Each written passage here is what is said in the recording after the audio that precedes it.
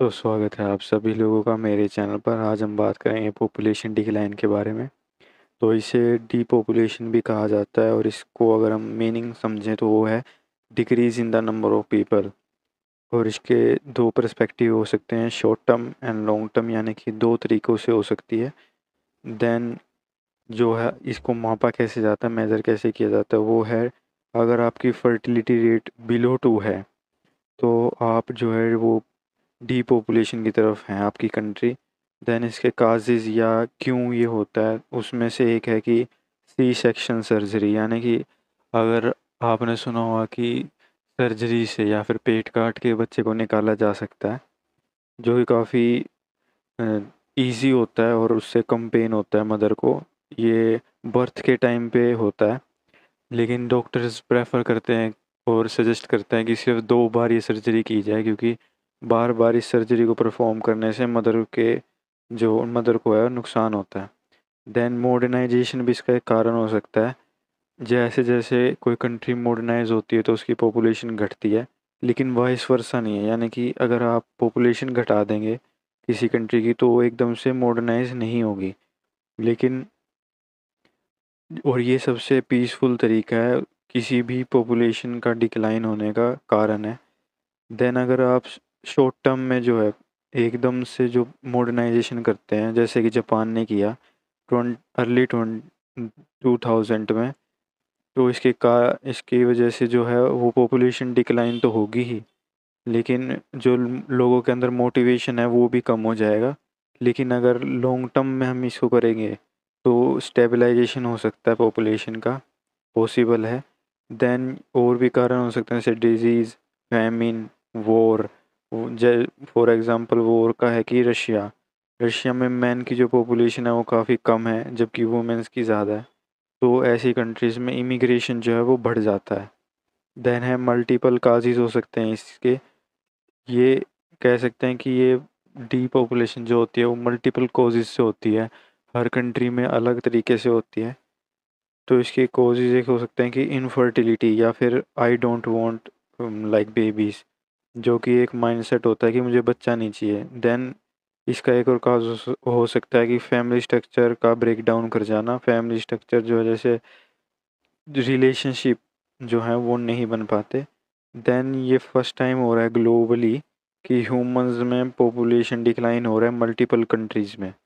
Then इसका result क्या हो सकता है, तो इससे डेमोग्राफिक जो है वो ट्रांजिशन हो सकता है, यानी कि किसी पर्टिकुलर कम्युनिटी की पॉपुलेशन हाई है, किसी की कम है। देन डिपेंडेंसी रेशियो में, यानी कि जब ओल्ड लोग ज़्यादा हो जाते हैं तो वो डिपेंडेंट हो जाते हैं, जिस वजह से उन पर ज़्यादा एक्सपेंसेस लगते हैं। इससे इकोनॉमिक प्रेशर बढ़ता है और लॉस ऑफ कल्चर होता है, क्योंकि यंग जनरेशन अपने कल्चर को सही से आगे नहीं बढ़ा सकती। देन मिलिट्री स्ट्रेंथ जो है वो कम हो जाती है, लेकिन ये कुछ हद तक मैनेज किया जा सकता है रोबोट्स की वजह से। देन इससे इनोवेशन कम हो जाती है, क्योंकि इनोवेशन जो है वो जनरली यंग लोग करते हैं, उनका यंग माइंडसेट होता है, चेंजिंग माइंडसेट होता है। देन इकोनॉमी पे इसके दो असर पड़ सकते हैं, या तो वो स्टेबलाइज हो जाएगी जो कि बेस्ट केस सिनेरियो है, क्योंकि प्रोडक्टिविटी बढ़ जाएगी, जैसे कि हम एआई यूज़ कर सकते हैं, प्रोडक्टिविटी बढ़ जाएगी और जीडीपी ग्रोथ होगा। लेकिन इसका डिक्लाइनिंग इफेक्ट भी हो सकता है, जो कि वर्स्ट केस सिनेरियो है।